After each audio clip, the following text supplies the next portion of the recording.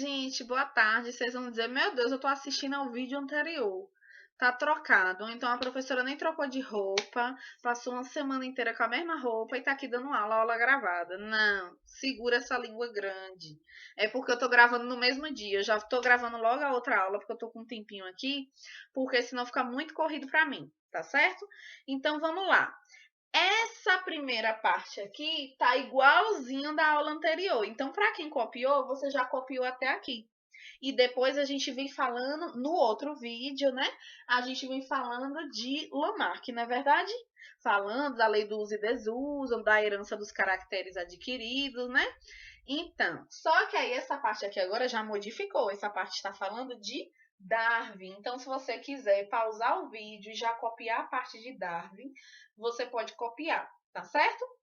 Lembrando que esse conteúdo é bem grande, eu estou fazendo um resumo para vocês, porque eu acredito que ele vai ser mais aprofundado no terceiro ano, nem tenho certeza, mas essas ideias são principais e são ótimas e não vai deixar a desejar não, vocês vão estar com o conteúdo certinho.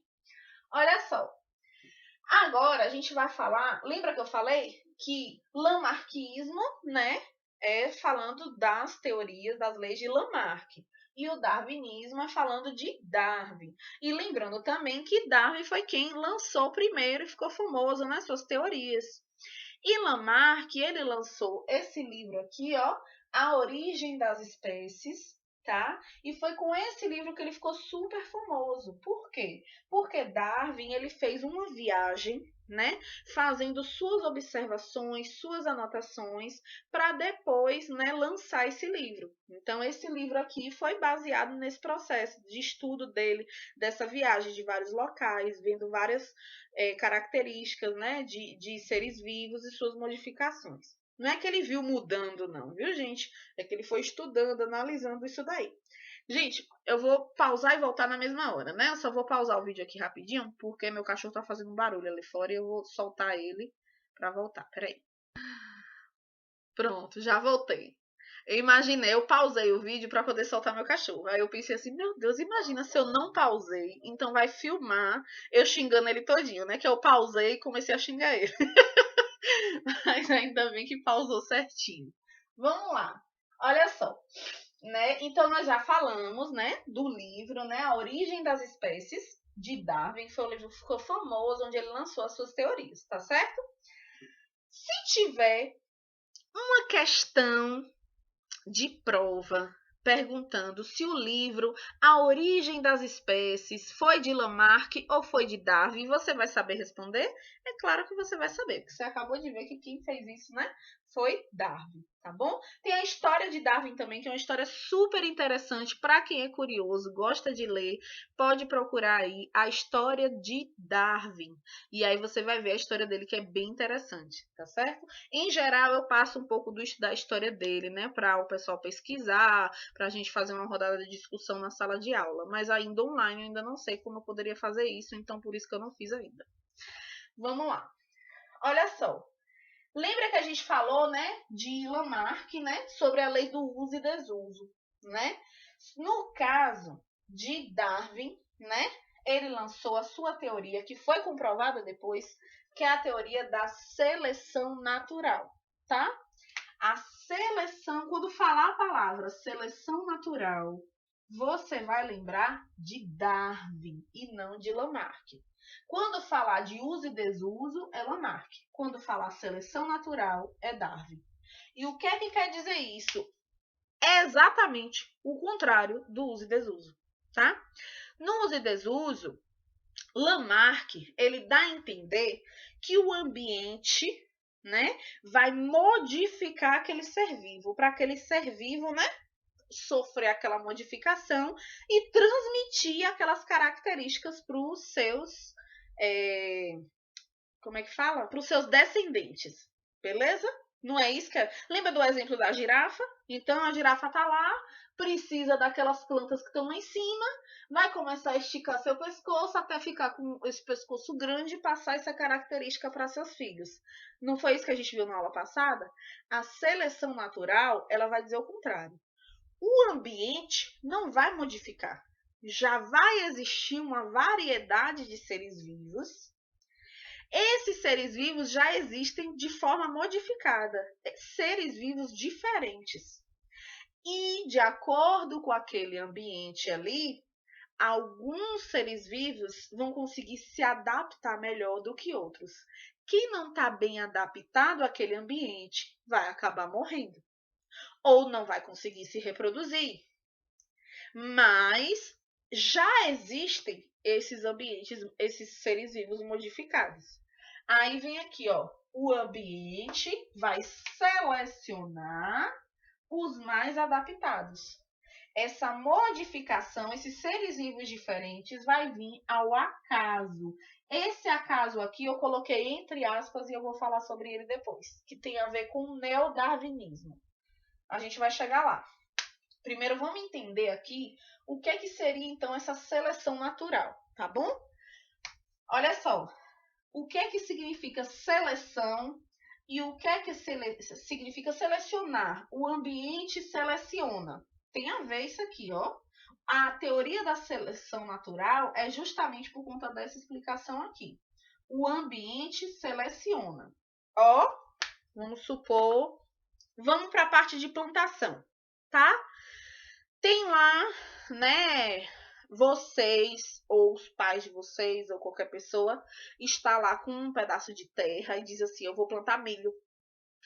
E aí pegou e foi lá dentro. Em geral, o pessoal que planta sempre tem um cantinho onde guarda as suas sementes, não é verdade?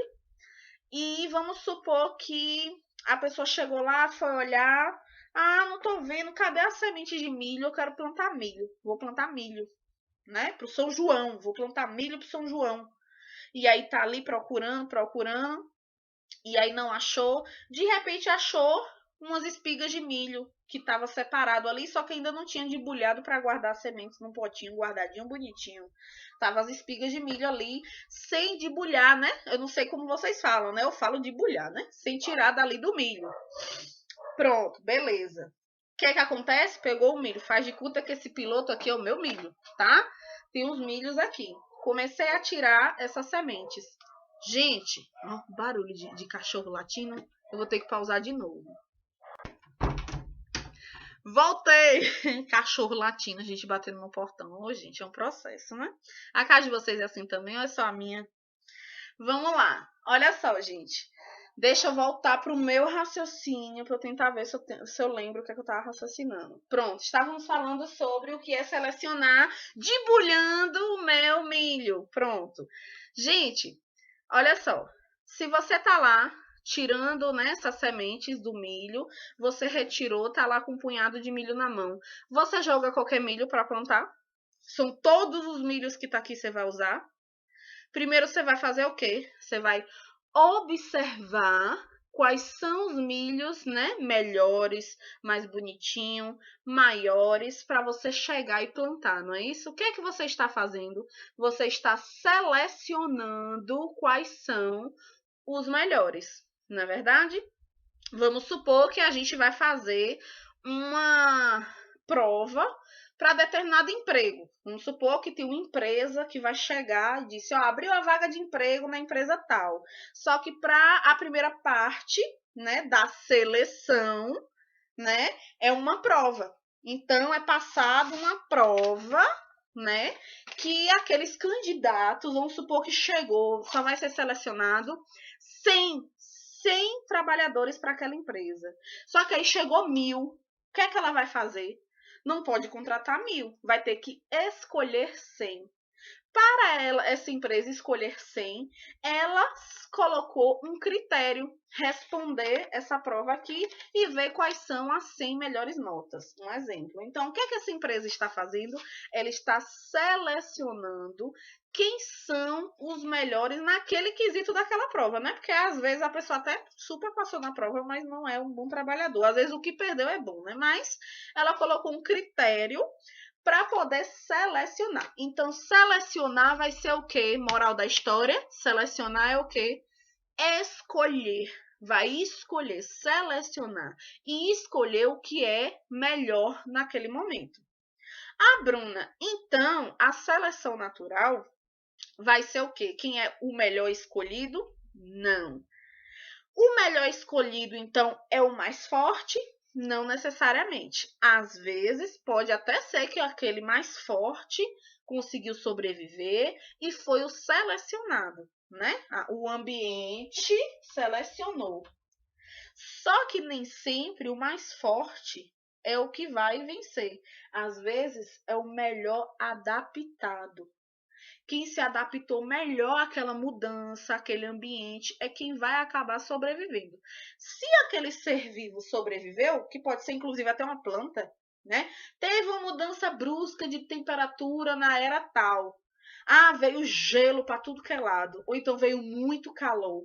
Quais são as plantas que sobreviveram ao gelo? Foram aquelas. Então, elas vão conseguir se reproduzir, vai nascer mais mudas e vai ter mais daquelas plantas. Todas as outras que existiam, aconteceu o quê?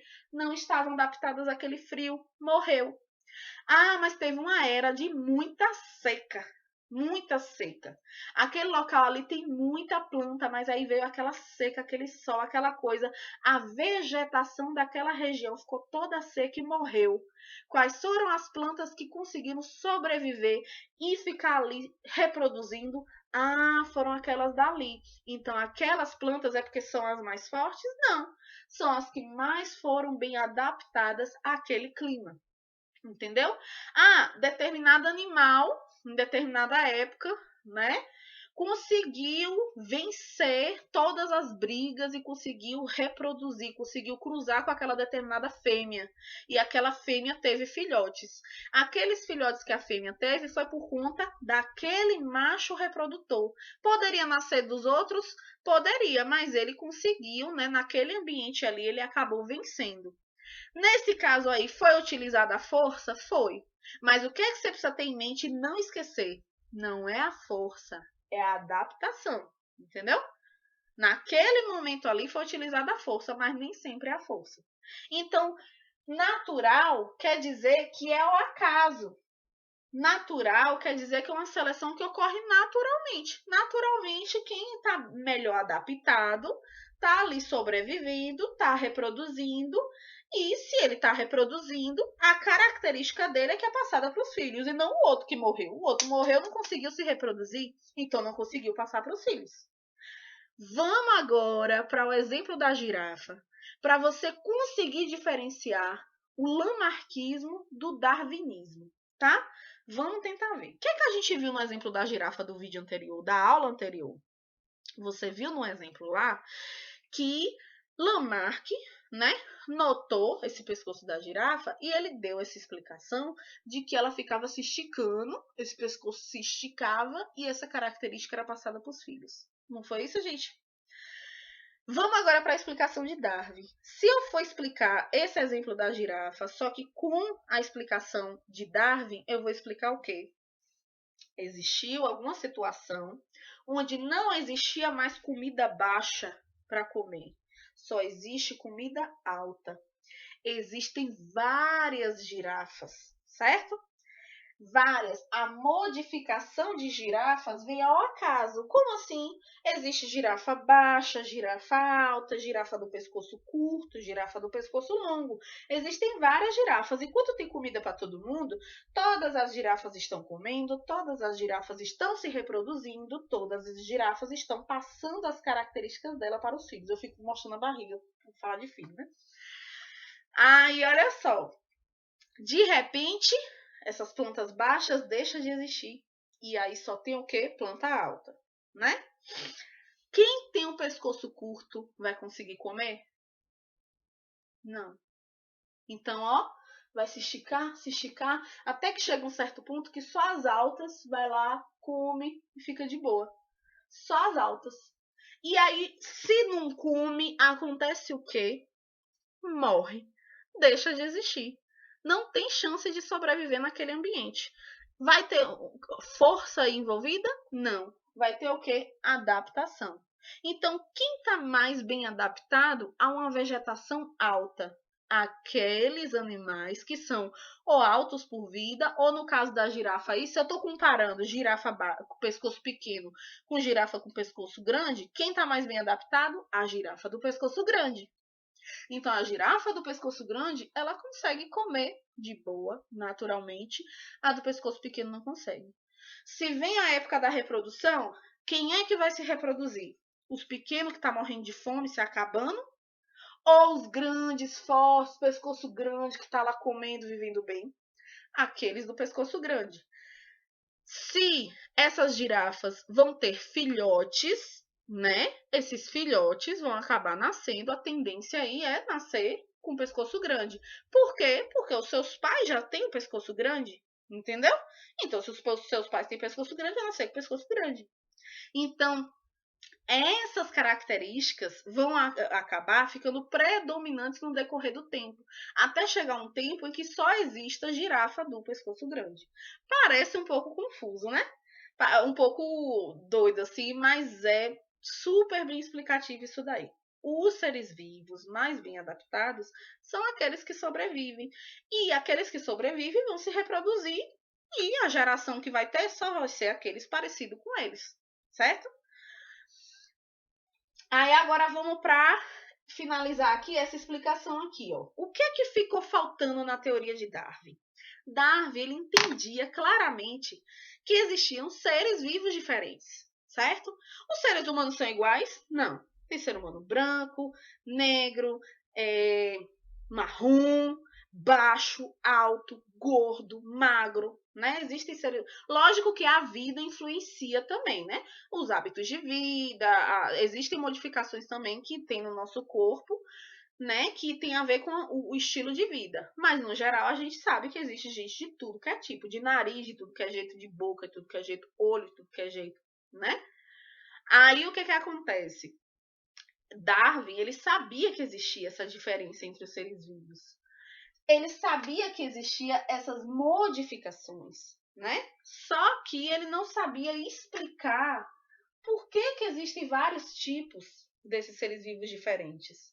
Ele sabia que essa modificação vinha ao acaso, mas ele não sabia explicar que acaso é esse, né? Ele sabia explicar a seleção natural, mas ficou faltando explicar aqui por que existia girafa baixa, girafa com pescoço pequeno e com pescoço grande. Por que existe gente que tem o olho preto, o olho azul, o olho verde? Por que um casal de olhos castanhos, ou um olho cor de mel, pode chegar e ter um filho do olho verde que puxou o avô? Por que isso acontecia? Ele sabia que existia, mas ele não sabia explicar. Ficou faltando isso. Mas aí o que acontece? No decorrer do tempo, passaram-se os anos, veio os estudos de Mendel. Aí tem algumas explicações aí também de outras coisas históricas interessantes, mas eu não vou comentar aqui agora. Mas aí veio os estudos de Mendel.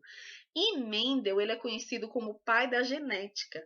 Foi Mendel que os estudos que faltavam para comprovar de vez a teoria de Darwin veio com as explicações de Mendel, porque Mendel veio com a parte da genética, explicando por que existem vários seres vivos diferentes. Por que tem um ser vivo de um formato, de um jeito, e de repente aparece outro diferente. Nasceu, de repente nasce um diferente. E esse diferente acaba sendo o que vai ser o melhor adaptado naquele momento, e a característica desse diferente é o que vai ficar. Isso Darwin não sabia explicar, mas Mendel, com seus estudos de genética, veio com a explicação que faltava. Por isso que Darwin ficou sendo conhecido até hoje, né, com todas as suas teorias. E as suas teorias foram o quê? Comprovadas no decorrer do tempo, depois que veio o estudo da genética para poder comprovar.